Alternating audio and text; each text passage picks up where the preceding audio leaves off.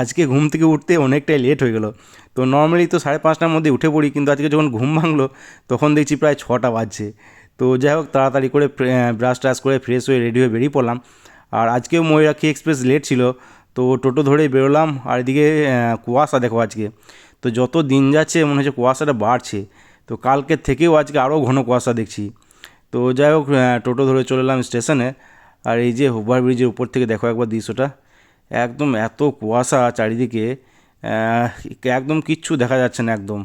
আর এই সাইডটা তোমাদের একবার দেখিয়ে দিই, এই যে কাছে যেগুলো আছে সেগুলো তো মোটামুটি দেখা যাচ্ছে, একটু দূর হলে আর দেখা যাচ্ছে না কিছু। তো যাই হোক, আর এইদিকে কুয়াশাগুলো কি হাওয়াতে ভেসে বেড়াচ্ছে, এটাই মেন অসুবিধা আর কি। তো মোটামুটি আজকে ট্রেন মোটামুটি প্রায় ওই 40-45 মিনিট লেট ছিল আর কি। তো অনেকক্ষণ অপেক্ষা করার পর তারপরে ট্রেন ঢুকলো, এই যে। আর ট্রেনটাও ভিজে গেছে দেখছি কুয়াশাতে, দেখে মনে হচ্ছে কোথাও বৃষ্টি হচ্ছিলো আর কি, সেই এলাকা দিয়ে এসছে ট্রেনটা। তো যাই হোক, ট্রেন ধরে চলে এলাম দুবরাজপুরে। নমস্কার বন্ধুরা, স্বাগত সবাইকে নতুন একটা ব্লগে। তো আজ হচ্ছে 24শে জানুয়ারি, শুক্রবার, আর এখন বাজছে সকাল প্রায় 8:45। তো আজকের ব্লগটা এখান থেকে শুরু করছি।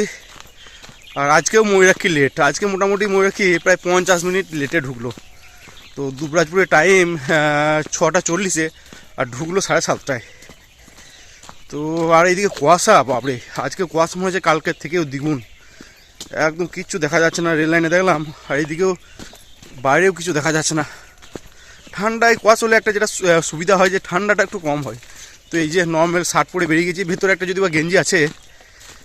আর আজকে একটু লেট হয়ে গেলো 10-15 মিনিট।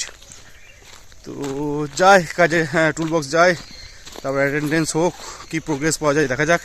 তো আবার পরে কথা হচ্ছে তোমাদের সাথে। আর এই যে এখনও কুয়াশা দেখো, জাস্ট প্রচণ্ড কুয়াশা,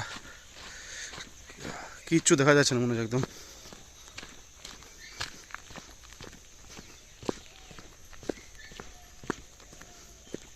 আজকে কাজ হবে 13 নম্বর গেটের ওদিকেই, জঙ্গল কাটিং হবে।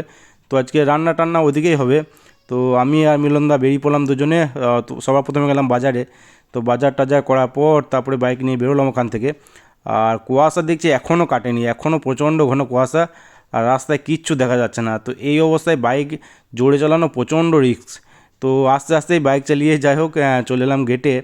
আর এই রাস্তাটা মেনলি গাড়ি ঘোড়া খুব একটা চলে না আর কি, বড়ো গাড়ি যা চলে বাইক, টোটো, অটো এসব চলে আর কি। তো খুব একটা রিস্ক নেই। তো যাই হোক, সাবধানেই গেটে এলাম আজকে। 13 নম্বর গেটে পৌঁছে বসে পড়লাম টিফিন করতে। ততক্ষণে বাকিদের টিফিন করা হয়ে গেছে। আর টিফিন বলতে 4টা কচুরি কিনে এনেছিলাম, নিরামিষ কচুরি সেটা ছিল। আর এদিক ছিল ঘুগনি, আর এদিক ছিল জিলাপি। তো আমি আর মিলনদা দুজনে মিলেই টিফিন করলাম। টিফিন করে তারপর নেমে পড়লাম লাইনে। তো আজকের কাজ বলতে এই যে মিডিল লাইন জঙ্গল কাটিং হবে। আর গেট থেকে কাছেই শুরু হচ্ছে, এই যে এই দিকে কাছে হচ্ছে গেট, আর কাজ হচ্ছে এখান থেকে শুরু। আর এই হচ্ছে জঙ্গল মিডিল লাইনের। তো ওয়েদার মোটামুটি ঠিক আছে, অতটা এ হবে না, কিন্তু কতদূর করতে হবে সেটাই ব্যাপার। তো দেখি কতদূর করা যায়। এখানে এই যে বড় বড় ঘাসগুলো দেখছো, এই ঘাসগুলো একটা জিনিস দেখছি, এই মাথাটা দেখো জাস্ট, এই যে বেশ কয়েকটা গাছের মাথাগুলো এইভাবে জট লেগেছে, এই যে জট লেগে পুরো কাঁটার মধ্যে গেছে। যতগুলো দেখবে এখানে, এই যে এগুলো, তারপরে এইটা, এই যে যতগুলো দেখছি সব সেম হাল। এটা তো অনেকগুলো জটা লেগেছে মনে হচ্ছে। এই যে দেখো, এইটা দেখো জাস্ট, এই যে একদম পুরো এক গুচ্ছ লেগে মাথাগুলো জড়িয়ে গেছে। আর এগুলোই যত সম্ভব বীজ, এগুলো পরে এগুলোই এই বীজ থেকে গাছ হবে আর কি। আর এগুলো কাঁটাগুলো, এগুলো যে কাঁটাগুলো রয়েছে প্রচণ্ড ধার, একটু জামা কাপড় লাগলেই সেখানে গেঁথে যাচ্ছে। আর পরে আবার সেগুলো ধীরে ধীরে ধীরে ধীরে ভেতর দিকে ঢুকছে, আর একদম লাগছে বেশ ভালোই। A few moments later. এখন বাজছে প্রায় 12টা, আর কাজ এখনও অনেকটাই বাকি আছে। তো জঙ্গল বেশ ভালোই ঘন আছে। প্রথমে ব্রিজের এই পার্টটা ঠিক ছিল, ব্রিজের ওই পার্টটা বেশ ভালোই ঘন জঙ্গল। তো ঠান্ডার দিন বলে খুব বেশি কষ্ট হলো না, এটা গরমের দিন হলে না অবস্থা খারাপ হয়ে যেত।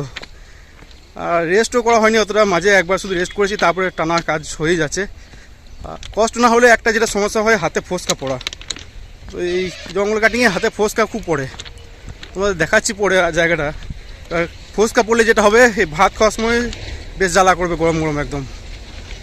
তো যাই, গেটে রান্না হচ্ছে আজকে। তো গেটে গিয়ে লাঞ্চ করবো, লাঞ্চ করার পর আবার নেমে পড়বো কাজে। গেটে পৌঁছে হাত মুখ ধুয়ে ফ্রেশ হয়ে প্রায় 12:30টার সময় বসলাম লাঞ্চ করতে। আর আজকে লাঞ্চে ভাতের সাথে ছিল মাছের ঝোল, আলু দিয়ে মাছের ঝোল ছিল। আর আজকে রান্না করেছিল মিলনদা, আর আজকে মিল পড়লো 42 টাকা মতো। তো গেটের বাইরে ওই মাঠের ধারেই বসেছিলাম সবাই মিলে। আর এদিকে একটা মাথা ছিল এক্সট্রা আর কি, সেটাকে ভালোভাবে ভেজে এই যে সেটাকে মিশিয়ে দেওয়া হয়েছিল আর কি। তো যাই হোক, সবাই মিলে লাঞ্চ করার পর কিছুক্ষণ রেস্ট করলাম, তারপরে বেরিয়ে পড়লাম। 2,000 years later. আজ ডিউটিতে ওই দুপুরে খাওয়া দাওয়া করার সময়ই স্যারের ফোন এসেছিলো। তো রাত্রে গেটে প্যাকিং হবে, মেশিন প্যাকিং, তো মেজারমেন্ট করতে হবে, তো রাতে লোক বুক করতে হবে আর কি।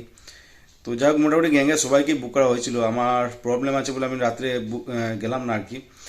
তো এমনিতে রাত্রে ডিউটি দিলে কি হয়, হাফ বেলার পরেই ছেড়ে দেওয়া হয়, কারণ রেস্ট করতে হবে, ঘুমেরও ব্যাপার আছে নাইট ডিউটি থাকলে আর কি। তো যাই হোক, সবাই মিলে বেরিয়ে পড়েছিলাম। আর রেস্ট রুম এসে আমি ওই হাত মুখ ধুয়ে ফ্রেশ হয়ে তারপরে লোকালটা ধরে চলে এসেছিলাম সিউড়ি। তো এখানে ফিরে স্নান টান সেরে খাওয়া দাওয়া বলতে আগের দিনে বিরিয়ানি ছিল একটা, সেটুকু খেয়েছিলাম, আর ছিল ফল টল ছিল কয়েকটা, তো সেটুকু গিয়ে শুয়ে পড়েছিলাম। আর ঘুম হলো বলতে একটু ঘুম হলো আর কি। তো এমনিতেই আজকে কাজটা অনেক দিন পর কাজ হলো, তো একটু টায়ার্ড থেকে হয়ে যায় আর কি। তো যাই হোক, ঘুম দিয়ে তারপর সন্ধ্যে সময় উঠে শুয়েছিলাম, ভাগ্নিকে নিয়েছিলাম আর কি। তো জাস্ট একটু আগে ডিনারটা করে উপরে এলাম, আর এখন বাজছে প্রায় 11টা। তো যাই, এবার শুয়ে পড়বো, দেখি কালকে আবার দিনে যেতে হবে ডিউটি। আর দিনে খুব বেশি লোক থাকবে না মনে হয় কালকে, কারণ ম্যাক্সিমাম সব নাইটেই বুক ছিল। তো যাই হোক, আজকে ব্লগটা এখানে এন্ড করছি। ভিডিও ভালো লেগে থাকলে লাইক অবশ্যই করে দিও, আর ইউটিউব থেকে দেখলে সাবস্ক্রাইব করে নিও, ফেসবুক থেকে দেখলে পেজটাকে ফলো করে নিও। তো আজকের মতো টাটা বাই বাই, দেখা হচ্ছে আবার কালকে।